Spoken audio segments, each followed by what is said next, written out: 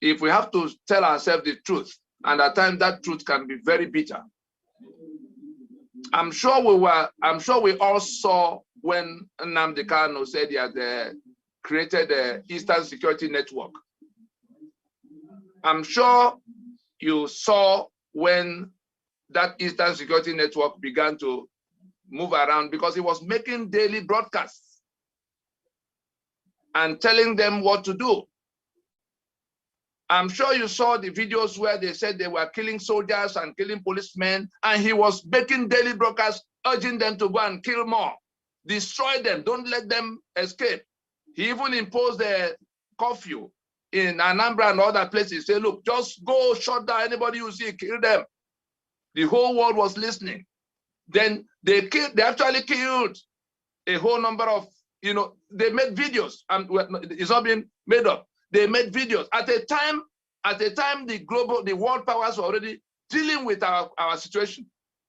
Is anybody being killed in Yoruba land now for insisting that they are fed up with Nigeria? No, nobody's even been detained. But you decide to go your own way in going to say, okay, we will charge you out just because he wants to pretend he's the one that defeated Nigeria in a Biafra that is not defined. And it is that scam, the desperation to make money from the blood of dying people, that led to that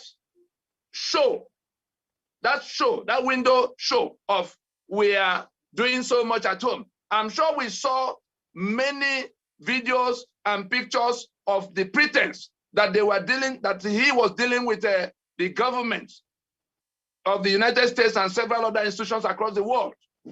We're in May of 2021. I can report to us now that no single official of the United States government have ever been in any meeting with Nnamdi Kanu and his IPOB and the Biafra commotion. Not one. Not in Congress, not in the executive branch, not at the UN, not at the EU. Everything you hear, everything you saw is Photoshop.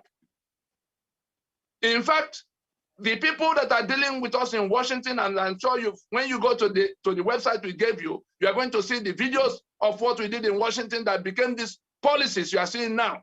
The people dealing with us, the officials dealing with us in Washington actually said to me in January of 2019 that they had verified we had nothing to do with that scam before they opened up their national security architecture for the discussions that had led to the decisions. You saw when they categorized Nigeria as state sponsor of terror, putting Nigeria as country of particular concern along with Iran for the involvement of people in government in the terror that was spreading all over the place. So I'm informing you that it is because they were making a show of killing policemen and soldiers. Then they say it's unknown gunmen.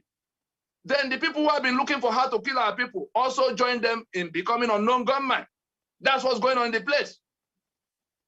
We saw all of what happened before then. In 2017, the Python dance, there was the same thing. They put up video, Biafra Security Service. You saw them in uniform, holding parade. And then he was telling our people that he was going to go to Abuja and behead Buhari and bring home to them. And they were clapping. And then the operation was launched to stop them, because if people were already wearing uniform and how can you be making a show exposing more than 70 million people to danger because you want to make money and make fame? He's not involved in what we are doing.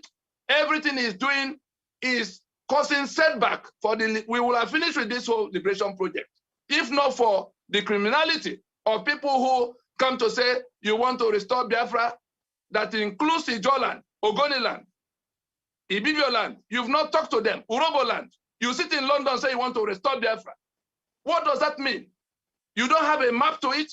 You don't have any discussion you've had with the people. Everything we have done was being destroyed. Yoruba was being denigrated 24 hours.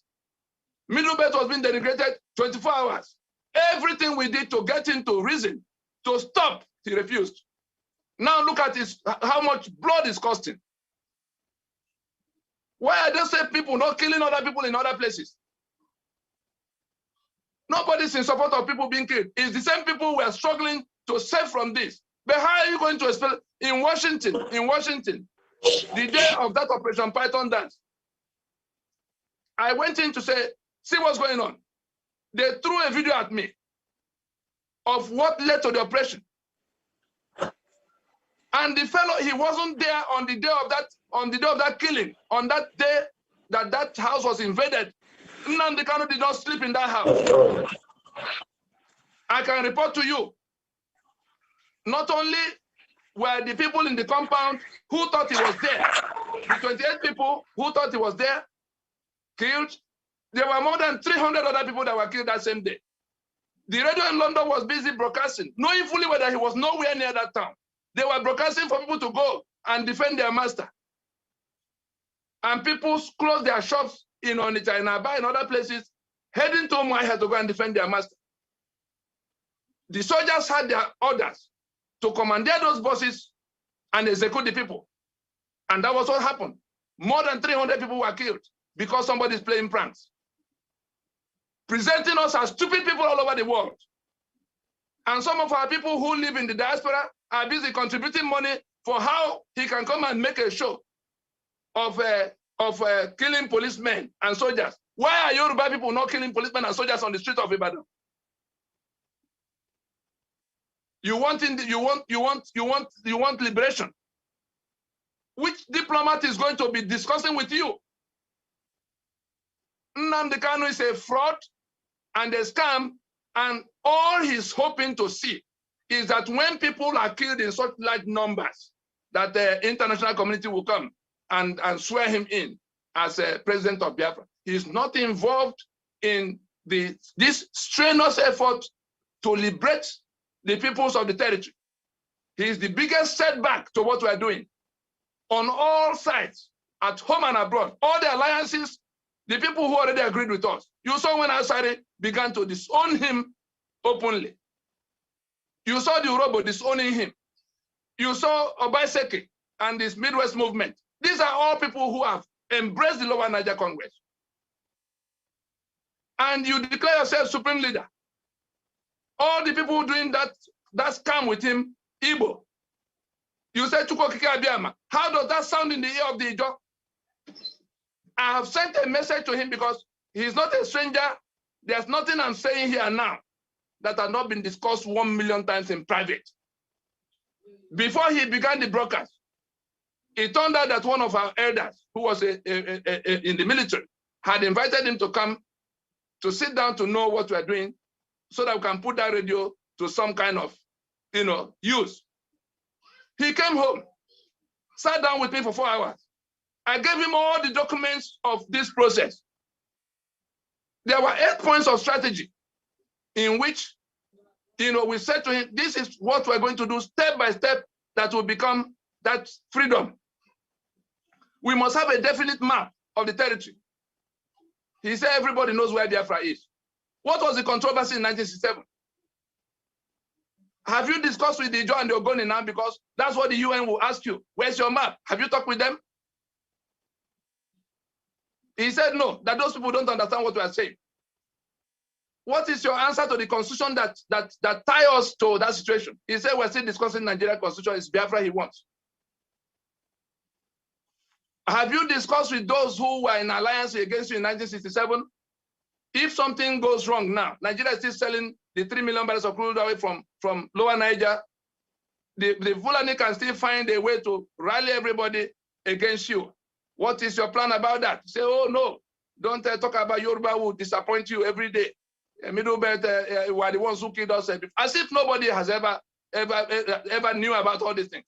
With all the kind of people who are involved in the process that became this plan. He rejected every one of those, even the question of referendum. He said to me in that meeting that if anybody talks about referendum, they will kill that person. I said to him, here's evidence of what we have done at the UN. This was 2013. Here's the evidence of what we have done at the UN. That referendum is not for Nigeria to conduct. it will be a UN Security Council mandated referendum. He said, no, let nobody talk about referendum. What is the landing? How will you deal with the international community in this matter? He said, when they conquer, what is the mechanism for dealing with the existing governance structure? Are you going to beat up the governors? He was hoping that with broadcasts, people are going to pour out to the street and the governors will run away. We saw it in 2015. How did it end? So I'm just saying to us that this whole shenanigan of Biafra restoration, anybody who is dealing with it as part of how to succeed in this thing is in grave error. We are marching onto the terminal point of what we set out to do. That constitution will go down, people will vote in a self-determination referendum, and nobody's going to be able to shoot at anybody. But if you go and make video of killing soldiers and they come back for you, they're going to enjoy a lot of innocent people. Put your ears to the ground to hear what's going on in the East. Barrister, thank you so very, very, very much. We have